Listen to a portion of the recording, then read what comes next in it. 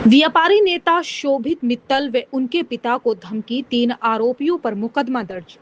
नजीबाबाद में car parking को लेकर हुए विवाद और मारपीट के मामले में पुलिस ने 3 आरोपियों के खिलाफ मुकदमा दर्ज कर जांच शुरू कर दी है।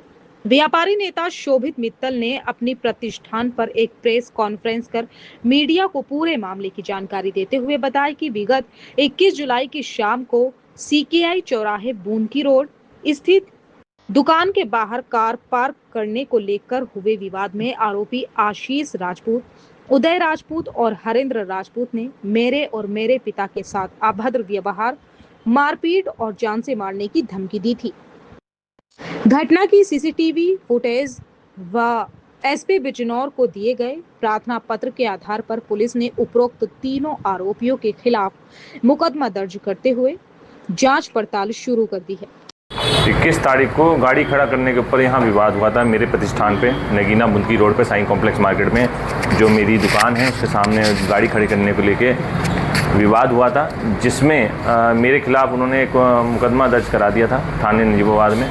और उसमें मैंने एसपी साहब से, सीओ मैडम से उच्च स्तरीय जाँच करवाई अपने सीसीटीवी फुटेज के आधार पर, जिसमें मैं जहाँ तक है अधिकारियों के हिसाब से मेरा कोई मामला दर्ज नहीं हुआ और उसमें मेरे ऊपर जो आरोप लगाए वो निरर्थक पाए गए। और उसमें सीओ साहिबा की रिपोर्ट पे एसपी साहब द्वारा उन तीनों अपराधियों पे मुकदमा दर्ज किया गया कल रात। और हरिंदर राजपूत आदर्श नगर निवासी, उदय राजपूत पुत्र हरिंदर राजपूत आदर्श नगर, आशीष राजपूत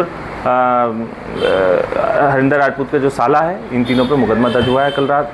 और मैं समझता हूं कि अधिकारियों का इसमें बहुत बड़ा योगदान रहा है कि उन्होंने मेरी सीसीटीवी फुटेज को देखते हुए मुझे निर्दोष पाया है और तीनों अपराधियों पे मुकदमा दर्ज किया गया है, जिन्होंने मेरे प्रतिष्ठान पे आके मुझे और मेरे पिताजी को जान से मारने की धमकी दी और जबरन यहाँ गाड़ी खड़ी करने पे मुझसे विवाद किया। तो 21 तारीख को शाम को करीब 4:45 बजे मैं और शोभित मेरा बेटा हम लोग गाड़ी से आए यहाँ आए तो यहाँ ऑलरेडी पहले से यहाँ हमारी जगह पे यहाँ गाड़ी खड़ी हुई थी।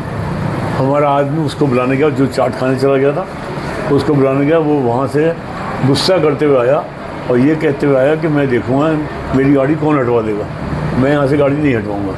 वो यहाँ आके भी बहुत गुस्सा करता रहा। शोभित ने उससे कहा कि भैया गाड़ी हटा दो।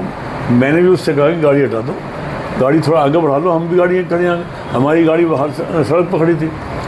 उसके बाद में वो झगड़ता गया, गुस्सा करते गया, फिर उसने गाड़ी देनी शुरू कर दी। उसने कहा कि मैं अपने जीजा को बुला देता हूँ। उसने हरिंदर राजपूत को फ़ोन किया। हरिंदर राजपूत से हमारी भी बात हुई। ये हुआ कि भाई चलो बात ख़त्म करो, बात ख़त्म हो गई। लेकिन उसने फिर हरिंदर राजपूत के लड़के को फ़ोन करके बुला दिया। तो हरिंदर राजपूत का लड़का उदय और साथ में सरदार प्रविंदर, वो दोनों आए और मैं यहाँ बैठा था। शोभित वहाँ चौकी पर चला गया था। तो वो वहाँ सामने से माँ बहन की गंदी से गंदी गालियाँ देते हुए चला आया। मैंने कहा भाई तू कौन है, क्यों गालियाँ दे रहा हो?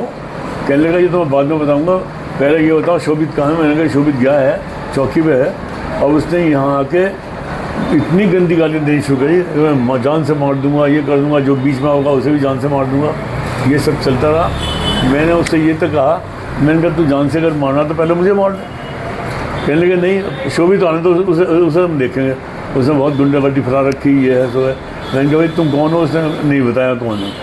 उसके बाद उसने उसे भी बुला लिया गाड़ी वाले को। गाड़ी वाला इस बीच में आगे बढ़ाकर उसने आगे गाड़ी खड़ी कर ली थी। उसके बाद में यहाँ चौकी से एक वो आ गए, हेड कांस्टेबल आ गए, उनके सामने भी गाड़ियाँ होती रही।